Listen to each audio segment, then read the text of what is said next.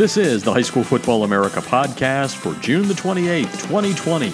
I'm Jeff Fisher. The High School Football America podcast is brought to you by GameStrat, America's premier sideline instant replay system with outstanding reliability, and its speed is faster than Huddle Sideline. Plus, GameStrat has awesome customer service along with different plans priced right for every coach's budget. And right now, GameStrat is offering a discount of up to $200, which means it's even cheaper than Huddle Sideline. Plus, GameStrat is making it risk-free. If you make the switch now and there isn't a 2020 season, your money will roll right into 2021. There's no risk, and you can't beat that, but you must act by June the 30th. Folks, that's Tuesday.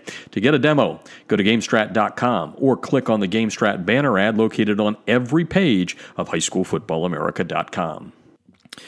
All right, this was supposed to be a great big weekend for High School Football America with the release of our preseason rankings, but had to make an executive decision, as they say. I took it right to the limit, and with all the schedules being changed yesterday morning at about 9 a.m., I just said, we got to protect the integrity of what we do with the algorithm. So we've decided to delay for a little bit because there are some schools around the country that are really backed into a corner now, as especially on the interstate games, as the schedule that was put together and expected to be played in the fall has been messed up a bit by the coronavirus pandemic, and have the athletic director on from Milton High School here in Milton, Georgia, just north of Atlanta, and Gary Sylvestri has, along with his coach Adam Clack, they've had a little bit of work to do because the Eagles have really made a great push to become a national program, and they have been able to do that. In 2018, number 20 in the High School Football America 100. And last year, despite 4 losses and a good run into the playoffs, 113, but their strength of schedule was so good they were able to hang in there all year after starting the season, preseason at number 55. And Coach Sylvestri is on the line right now to talk a little bit about the headache of redoing a schedule, I guess is the best way to put it, right? Right, Coach? Welcome to the show. I appreciate it. Thank you for having me. Yes, it's headache's a good way to put it, exactly. But, we always like a challenge, and we try to do the best we can for our kids. And Coach Clack and I get together and try to really put to fruition his vision and what he wants and try to get it in line and get it out there the best we can. And we're going to dive into that vision in just a second. We had him on the show last year, but let's just talk about what you have had to do over the last several weeks. Tell the listeners from around the nation there, you had some good interstate games there, and that's all part of that vision that we're going to talk about in a second. But first off, what happened, and then how did you put the Band-Aids on and get back to a 10-game schedule that I guess it was tweeted out yesterday or Friday? I can't remember when you announced it. Yes, sir. So we lost 3 games between states. We try to get, like you said, interstate games the best we can to, first off, iron sharpens iron, right? You want to get the best competition you can get. And then number 2, obviously, play the best teams you can play. And hopefully it helps you with, down into the road, your rankings, even though it's not the first reason why you do it, but you want to get a nationally exposed program. That was one of Coach's visions when he first came in. So we had to try to make up basically 3 games in Fulton County. Then we talked with the coach, Dr. Kraft, the AD, and he said, look, we're going to probably not have you guys travel out or bring teams in. Just, err on the side of caution and be careful with our kids' health and safety, which we agreed 100% with.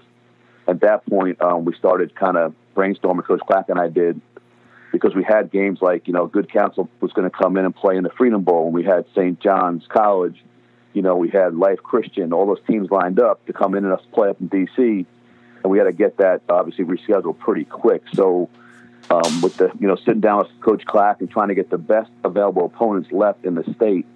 And then Dr. Kraft did a great job in the county helping us with that, trying to kind of put that rubric together. We had only so many openings in different weeks. And it's kind of like a puzzle. And you want to also, hopefully, if you get crowds, right, if we get the lot of people in place, want some crowds in place as well, because part of that's revenue, right? All right. It's part of the component of trying to schedule a good schedule. So, with all those pieces together, we got together and we made some decisions on playing some Fulton County teams to help each other out, first off. And we have some really good talent in Fulton County, thank God. It helps us a lot that way.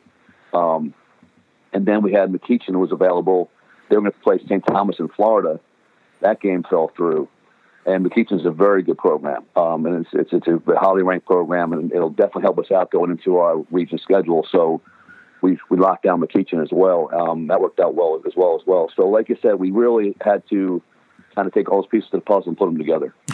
Hey, I can't even imagine the number of, Bear aspirins, Aleve, whatever it is that you use to relieve a headache out there, how many things you had to do to that. And, I'm just glad it's coming together. Like I said, there are people around the country right now that are really facing things and, strength of schedule, obviously, in the High School Football America 100 being such a critical factor. That's why we kind of had to redo our things, which is causing my own type of headache. But Gary Sylvestri is on the line. The Milton Athletic Director here in Georgia. They have really zoomed up since Adam Clack took over the program. And you mentioned that Coach Clack, had this vision of a national program. And we know nowadays, right, when it comes to those sort of things, you usually think of the private schools doing that. But you guys are making some big waves as a very fine public school and a great community, great academics. You have all of those things. So tell me a little bit about how that conversation went when Adam Clack decided that it was time to take the Milton Eagles to the next level. Well, we hired Coach Clack out of about 107 resumes. So we had about, a lot of people involved in the committee to get Coach Clack on campus. And he rose up and he was hired. At that point, we sat down and he goes, I want to get this program nationally exposed. I want to get it to the next level. I said, well, my theory's with you. We got with our principal, Mr. Jones, Brian Jones, and that vertical alignment from the principal to AD to head coach was straight in line. And we decided to go ahead and lock down, different programs like, for instance, the Freedom Bowl. They started coming to our school that first year. We locked that game down and those series of games down, which helped us get teams like Cardinal Gibbons up here from Florida, who won a state championship that year. We played them down in Florida. And then we had the Coachella Classic in Atlanta. We had that going on, and we locked that in for a couple of years and played in that game and had played Archer down there the first year at Georgia State Stadium. And, started working on the schedule that way. Went to Jay Sierra in California. And what we did was weren't worried about, and one thing about Coach Clack I give him credit for, if he may lose a game, it's okay. He's not worried about his record. He's worried about getting our team out there, playing the best we can play, give our kids the best experience we can give them. It's about the kids first and foremost. And then hopefully if things work out well, you win a couple ball games, you get better.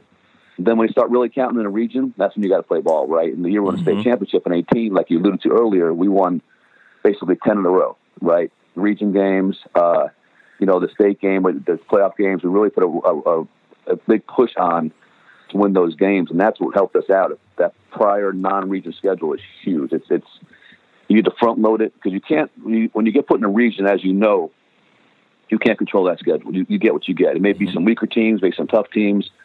So if you don't get that non-region schedule as tough as you can get it, to get you ready to play ball and get you battle tested, well, they're not going to do very well in the playoffs, right? So you got to put your ego aside, which Coach Clack did, and we sat down and just had a bunch of phone calls and started making some negotiations. And we used Joe Mamone, who's great, help us out breaking games for us. He's a broker, and he'll talk to different teams and try to broker a game in California or Texas or DC, and it helps us out a lot that way because football's changed. Back when you and I played, we're dinosaurs, it seems like. Yeah, come on.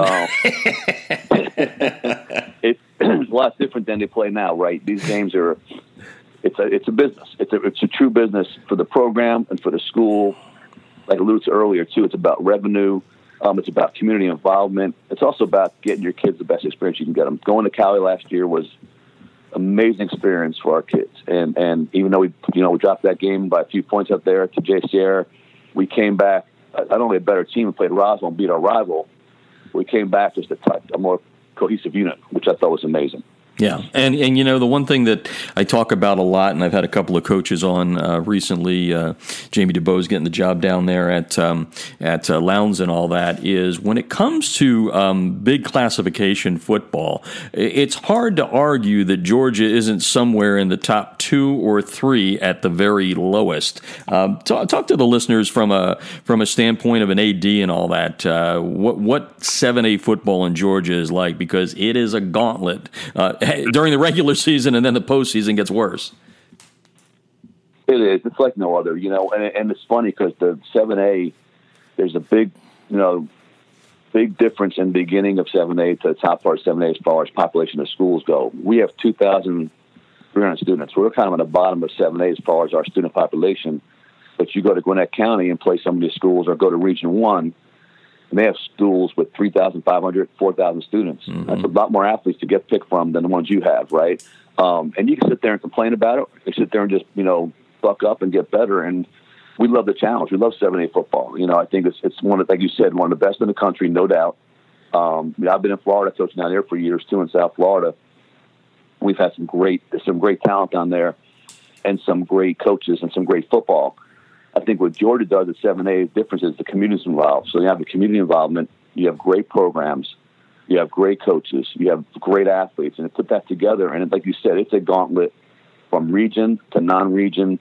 Once you get to the playoffs, to go through, run through the play that year, state championship, and beat teams like Lowndes, right? And they had to take on number 2 Colquitt in the country, is unheard of. A lot of teams don't get to face that at different levels. We did, and like Coach said, you want to be the best, you got to play the best and beat the best. Yeah. No doubt about it. Gary Sylvestri on the line, Milton's AD. And since I have you on here, and obviously there's committees when it comes to hiring coaches. You talked about that with Coach Clack. But since we have so many coaches that listen to this show, talk a little bit about some of the questions you like to ask, or what are you looking for? Because certainly, because we are dinosaurs, and I was only joking, of course. I'm 59. I'm almost beyond a dinosaur at this point. But I think some of the younger coaches out there would love to know, what is it that you're looking for as an AD? And it doesn't have to be Milton specific, but like, what are the things, because you are a coach, that you like to ask the young guys out there looking for that job to get up to the HC position? Well, you first you want to know, they're there for the kids first and foremost, right? Because that's what it's all about. And so I want to know their heart, right? You want to talk about their vision, what they have vision for, 30 days, 60 days, 3 months. What's in plan when they have something planned to come in place to go ahead and transition into the school. And then as far as, it's not a lot of X's and O questions. I got to tell you, really, at that level, when you're doing those interviews as a coach and your resume kind of speaks for itself, you should know how to coach football, right? Mm-hmm. But you're more of a CEO, right? It's different than back in the day when you had to, be the, maybe the DC, the OC, the head coach, the strength coach. Take a couple of those roles on. Now you're CEO of a program, and I want to have a guy in there that can sit there and, young or old. Coach Clack is, I guess in the coaching roles, we hired him was younger compared to most coaches in our staff. Our staff's only I think the mean age on our staff's 35 or 34. We're a young staff, and for me as an AD, I'll be 57, I'm right there with you. You have to kind of put that old mentality aside and understand there's a new regime of coaches coming through. Now, there's some great older coaches still around. They do amazing jobs. But you want to ask them questions that pertain to their visions with children. What's your weakness? What's your strength? What's your strength in coaching? What about community? What about booster clubs? And all that CEO kind of questions that were never asked back in the day, right? Mm-hmm. They mostly back in the day was, hey, can you coach, put up defense, put up an offense? What do you want to run? And I think if you land the right person through the committee, and we have parents on the committee as well as not only administrators, people say, that's kind of crazy. Why do that? Because parents ask questions that these questions have to be the same consistently across the board, each candidate. But the questions that parents ask are from the parents' POV, right? Something different than we have. And you want this to be a community decision, okay? Because the bottom line is he's going to be in the community forever, hopefully in a very long period of time. And you want that community involvement as well. So, as far as particular questions go, it's more towards particular, topics and, what you want to try to extract from the coach and let him kind of talk about that as well. They all bring a book, right? They all bring, a 20, 30-page binder of what they want to implement in their program, which is great. That's something that was never done in the past, at least a good one to do. But then you want to go ahead and give them questions they can kind of just go ahead and tangent off a little bit and expound on kind of what they want to do with the kids. Because once again, it's about the kids.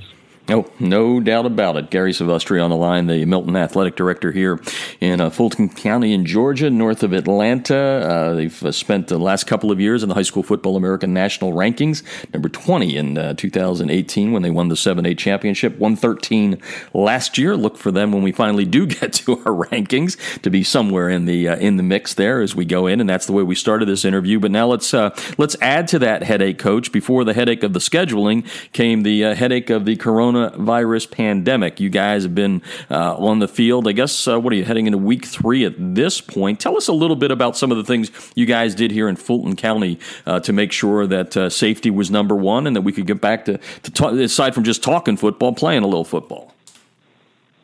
Yeah, so we had numerous teams and Zoom meetings with our county AD, Dr. Kraft, and with all the ADs in the county, and then with the head coaches of football and then fall sports as well. But this particular football, to decide on, First Georgia High School and the state gives their guidelines, and then Fulton County has always been a little more stringent than those guidelines, just to be extra careful with our kids, what you want to be, right? So they'll come out with their guidelines, and phase 1 was basically 20 people in a group. That includes the head coach, that includes other coaches, and also your athletes. So 20 total. You couldn't commingle those groups. You can't move them around on campus. It's in and out. They don't stop in locker rooms. We had a lot of rules in place. Check temperatures, questions towards coronavirus. We sprayed, vinyl oxide on all our equipment and between every group. We did that phase 1. Phase 2 was the same thing. We had to have 2 groups, though, on campus at that point. Program. Once again, not commingling them, but do it the same way on the field in the weight room. And then obviously phase 3 is this week. So dead weeks now. After dead week will be phase 3, July 6th week. And hopefully that we'll find out next week our decision from the county. But hopefully we'll get to move to groups of hopefully 40 or 50. And then have a chance to use more equipment, right? We had a little bit of equipment last in phase 2. Phase 3, you want to get out there and maybe do some routes and do some stuff where you can work with your kids and get back. But we've been, thank God in Fulton County, real careful, real safe. As far as I know, no cases. So that's a blessing. And then hopefully that will, come to fruition, keep on working that stuff out. Yeah, and this is the question everybody always likes me to ask and likes to hear, from the various states around the country, who's thinking what at this point. And I believe the GHSA has done a really nice job of kind of being a little forward thinking, safety always first, but it looks like you guys may be, in the top, 3 or 4 being, further ahead, I guess is the best way to put it. So my question would be, and the question everybody wants to hear, what's your gut on this at this point? If things continue to go safely, no cases and all that, are we in the realm of 2020 being an actual season, or are we thinking that it's got to be flip-flop like they're talking about surprisingly in Texas this morning and all that? What's your gut at this point? Well, you first alluded to the right thing. Dr. Hines does a great job with, forward thinking and also keeping the kids' safety involved first and foremost, but trying to keep this train moving a little bit at a time so we can try to hopefully get to a season. Because bottom line is, people think we're being selfish, but athletics, as you know what you do in your job, and football in general is the pulse of the school, right? So you want to have that no matter what, some kind of fashion, okay? So I believe personally there's going to be football. Now, that's just my personal opinion. We're in the South, right? And the Southeast is about football. But once again, it's all about numbers and safety first and foremost, which we understand. But if we could do something to get even half our people in the stands and get a game going and get our kids, because the kids were so fired coming back. They were just over the top. We had to kind of pull them back, and Coach did a great job with our strength coach, Coach Woods, not pushing them too hard, right? Just getting them back and acclimated, really for a 2-week acclimation period, what it basically came down to get them kind of moving around a little bit, because they've been, like we all have been quarantining, and to get them kind of go in the right direction. So do I believe there'll be football? I really do. Now I'm a half-glass full guy, right? That's my job. I Me too. Do that. But I'm also a realist, and I know there's definitely some obstacles in place we have to be careful with. But, at the end of the day, we need to have some kind of normalcy for our children, our kids, our athletes, our students, our community, our coaches, right? I got to see Coach Clack for the first time. We did our lights in the campus for our 2020 senior class. I met him there, social distancing. I met him there like during the pandemic and put the lights on. We were talking. I said, man, I kind of miss this, because I know it's crazy. That's it. We all, we're wired to have face-to-face communication with people. That's how we're wired, right? Unless you're really a loner, you're wired that way. So I think our kids need it. Everything going on this day and age with everything and just in the country in general, we need our kids to talk about stuff, talk with coaches, and just get back to some normalcy. Yeah, and you're right about the kids. The kids need it, but you're the first AD I've had on, I think, during this, and I've talked to so many ADs, whether it's online, offline, in the past, and this gets overlooked a lot, but, if there is no revenue, which you've touched on a couple of times, meaning no fans in the stands, folks, this is not just about football, because let's face it, football funds a lot of other things, right? So you've got that. I guess that's a third headache I'm giving you to talk about here. But I mean, no revenue means big problems for Gary Sylvestri when it comes to looking at budgets and what can be done not only in football but in other sports. Can you kind of put that in perspective to the listeners so they understand that it's not just all the things we've been talking about to this point? There's a longer reaching problem, right? Absolutely, especially at the 7A high school level. And like you alluded to earlier, private schools do their thing, and God bless them, but we're a public school, and you really depend on that gate money coming in, and that gate money really funds all your programs, right? And for the most part, it really does. There's a few programs that kind of will help out a little bit, and basketball does a great job. In spring, we have some other sports as well. But the bottom line is football is your pulse and your moneymaker. And it can't come down to money, right? It comes down to safety first. But, yes, if we don't have football in the fall, like we lost spring sports in the spring, there's no money coming in. Mm-hmm. There's no money to fund our athletics. There's no money to get, uniforms, to pay bills. I mean, I sit my bookkeeper, and God bless her, we sit there and just, and really kind of work the books. And we're so careful and prudent on how we do things because we have no clue, what was going on. I think we did a great job in the spring being so careful, not realizing this was going to happen. But when it did, we were in a good place going to the fall. But if we don't have football and fall sports, you're not going to be able to pay your bills. And then you talk about just coaches in general too, what their role is going to be, and then teachers, and it kind of really ripple effect starts on the in the stadium, but it goes into the school building no matter what. And I think that's what people don't understand a lot with, especially when we have communities up here, and we have for a Roswell game we'll get 5,000 people in the stands, right? That's a huge crowd. A rival game will get 5,000 easy. For any non-rival games, you're still going to get 2,000-3,000 easy, if not more. Now, maybe not. That's not Texas size, but if you look at back in Florida, we played down there when I coached down there. Those are huge crowds in Florida. Those are amazing crowds. Up here, they're good crowds, but that's money, right? And that comes into decisions with the Freedom Bowl, bringing that here, and different things like that you have to kind of go navigate as an AD.